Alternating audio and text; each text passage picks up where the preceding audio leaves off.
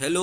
Welcome to प्रथम IAS. तो चलिए आज हम लोग बहुत अच्छा सा लोक आस्था से जुड़े हुए पर्व पे बात करने वाले हैं, जिसे हम छठ पूजा कहते हैं। छठ महापर्व के नाम से भी जाना जाता है। स्पेशली जो नॉर्थ इंडिया के स्टेट है, जैसे आपको ईस्टर्न यूपी हो गया, बिहार मुख्य रूप से, बंगाल और जो झारखंड है, वहाँ पे बहुत धूमधाम से ये मनाया जाता है। तो हम लोग जानेंगे कि एक्चुअली कितने दिनों का ये पर्व होता है और किस कारण से हम लोग जो है इस पर्व को मनाते हैं। ठीक है, तो हालांकि अगर आप हिस्टोरिकल पर्सपेक्टिव से देखो तो ये पर्व जो है लगभग 2000 2500 साल पहले से मनाया जाता है, और इसकी लिखावट भी एक तरह से बोल सकते हो मानस्क्रिप्ट में दिया गया है। ठीक है, तो सबसे इम्पॉर्टेंट क्या है कि बीपीएससी एग्ज़ाम में कभी कभी आपसे पूछेगा कि महापर्व कौन सा है। ठीक है, तो छठ को बिहार में एक बहुत ही इम्पोर्टेंट दर्जा दिया गया है। ठीक है, और लोग बहुत ही स्वच्छ रूप से आप बोल सकते हैं इस पर्व को मनाते हैं। तो वहाँ पे महापर्व बोला जाता है, और इसमें नहाय खाए से लेकर के और भोर का अर्घ्य होता है। भोर में ये मतलब एक ऐसा दिन होता है जब सूर्य को सुबह में जब उगता है तो वहाँ पे अर्घ्य दिया जाता है। उसके साथ इसकी समाप्ति होती है। तो जानेंगे एक्चुअली डिटेल्स में कि क्या होता है। तो देखिए, इस बार जो 2022 का छठ है वो 28 अक्टूबर से स्टार्ट होगा, और ये लगभग जो है ना 4 दिनों तक लगातार चलता है। इसमें जो व्रती होती है वो अपने पुत्र की स्वास्थ्य सफलता और उसकी दीर्घायु के लिए निर्जला, इवन पानी तक भी नहीं पीते हैं। मतलब ठीक है, बहुत सारे ऐसे पर्व होते हैं जब लोग पानी पी पी करके, जैसे मान लीजिए इंडिया में तो पर्व की कोई कमी नहीं है, लोग मंगलवार गुरुवार सब चीज़ करते हैं, रविवार, तो वहाँ पे लोग पानी पी लेते हैं। लेकिन एक ऐसा पर्व है जहाँ पे आपको छठ में एक तो जो व्रती है वो पानी भी नहीं पीती है, और दूसरा चीज़ कि यहाँ डूबता हुआ सूरज को भी पूजा किया जाता है। ठीक है, ये एक ऐसा पर्व है कि हम लोग डूबते हुए सूरज को भी पूजा करते हैं। तो पहला दिन नहाय खाए से स्टार्ट होता है, और ये लास्ट सुबह के अर्घ तक चलता है। ठीक है, अगर आप इसकी बात करोगे, ठीक है, तो एक ऐसा ये महापर्व है जिसमें मूर्ति की पूजा नहीं की जाती है। ठीक है, ये लोक आस्था का पर्व है, और जैसा मैंने आपको बताया कि ये एक ऐसा पर्व है जिसमें महिलाएं ही नहीं बल्कि पुरुष भी इस व्रत को करते हैं। तो कुछ ये इम्पोर्टेंट पॉइंट सब है कि केवल महिलाएं नहीं करती है, पुरुष भी करती है इस पर्व को।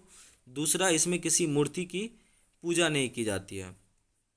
अब डिटेल्स में जानते हैं कि देखिए, इसमें फर्स्ट दिन नहाय खाए होता है, दूसरा दिन खरना होता है, तीसरे दिन डूबते सूर्य को अर्घ दिया जाता है, और चौथे दिन उगते हुए सूरज को अर्घ दिया जाता है। और इसके बाद जो है ना, जो व्रती होते हैं व्रत का पारण किया जाता है, मतलब वो फिर अपनी व्रत को खाना खा करके पानी पी करके तोड़ते हैं। ठीक है, तो पहले दिन की बात करोगे, जैसा मैंने आपको बता दिया कि इस दिन जो है ना, जो व्रत रखने वाली महिलाएं और पुरुष होती है एक समय का ही भोजन करते हैं और अपने मन को शुद्ध करते हैं। इस दिन को घर में शुद्धता का बहुत ध्यान रखा जाता है।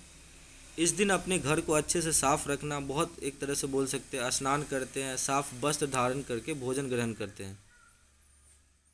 फिर सूर्य भगवान को भोग लगाया जाता है, और जो व्रती होती है वो महिला या पुरुष, वो चने की दाल और लौकी शुद्ध घी में सब्जी बनाते हैं और ग्रहण करते हैं, ऐसा माना जाता है। ठीक है, हालांकि ये सब चीज़ें कहीं ना कहीं आप बोल सकते हैं आर्थिक रूप से भी जुड़ी हुई है। जिसके घर में घी नहीं है वो कहाँ से लाएंगे, लेकिन भगवान की एक कृपा होती है। लोग इसमें आप देखते होंगे कि कुछ लोग तो छठ ऐसे करते हैं जिन्हें एक तरह से आप बोल सकते हैं मान्यता होती है कि आपको दूसरे से पैसा मांग करके छठ करना है। तो कहीं ना कहीं महापर्व के नाम पे आपको वो डोनेशन भी एक तरीके से मिल जाता है। लोग आदरपूर्वक आपको पैसे देते हैं। ठीक है, और व्रती के खाने के बाद परिवार के बाकी लोग जो है फिर उस खाना को ग्रहण करते हैं। ठीक है, दूसरे दिन खरना होता है जो इस बार 29 अक्टूबर को होगा, और खरना का भी अर्थ है शुद्धिकरण। खरना वाले दिन शाम को गुड़ की खीर के प्रसाद के रूप में बनाई जाती है। व्रती महिलाएं जो हैं इस दिन उपवास रखती है, और शाम के समय इस प्रसाद को ग्रहण कर अपना उपवास खोलती है। ठीक है, और फिर इस प्रसाद को लोगों में बांट दिया जाता है। इस प्रसाद को ग्रहण करने के 36 घंटे का निर्जला व्रत शुरू हो जाता है। मतलब अगर व्रती महिला खरना के दिन प्रसाद ग्रहण कर लेते हैं तो उसके बाद से इनका व्रत शुरू हो जाता है, और फिर वो न तो पानी पियेंगे, न तो यहाँ तक कि वो लोग ब्रश भी नहीं करते हैं, क्योंकि ब्रश के बाद आपको कुल्ला करने के लिए पानी की ज़रूरत होगी।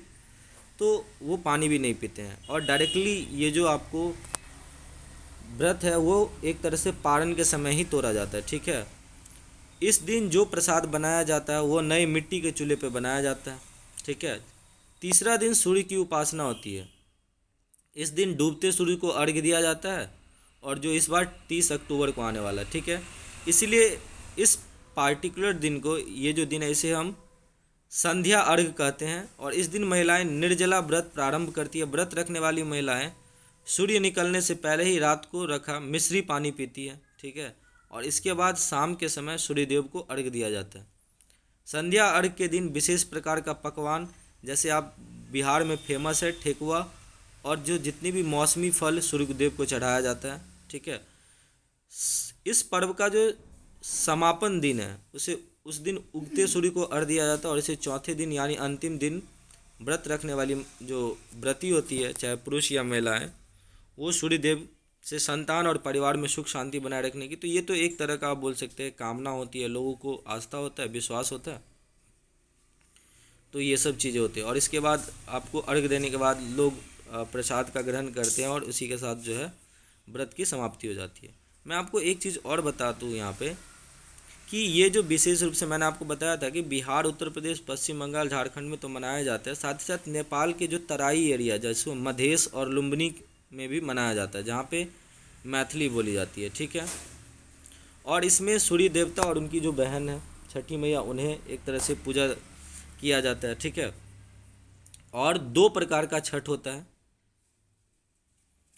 एक होता है चैती छठ, जो विक्रम संवत के चैत्र माह में मनाया जाता है, और सबसे फेमस होता है कार्तिक छठ, जो अभी आने वाला है 2-3 दिन बाद, ठीक है। ये कार्तिक महीने में बहुत बड़े पैमाने पर मनाया जाता है। जैसे दुर्गा पूजा होता है ना, एक होता है चैती दुर्गा, जो हिंदू कैलेंडर के हिसाब से साल की शुरुआत होती है, और एक होता है आपका जो है आश्विन में, मतलब दुर्गा पूजा होता है, ठीक है। तो बहुत फेमस, तो हम लोग आश्विन वाला अभी जस्ट ख़त्म हुआ है, तो उसको बहुत प्रचलित दुर्गा पूजा बोल सकते हैं, बहुत बृहद पैमाने पे उसको मनाया जाता है। तो कुछ इसी हिसाब से, तो उम्मीद करते हैं सेशन आपको अच्छा लगा होगा। आपको क्या छठ महापर्व के बारे में कहना है बताइए हमारे कमेंट बॉक्स में, हम आपके फीडबैक के लिए इंतज़ार कर रहे हैं। तब तक के लिए हमारे चैनल को सब्सक्राइब कीजिए, बेल आइकन को दबा लीजिए, और दोस्तों को रिकमेंड करना ना भूलें। Thank you so much for watching this video.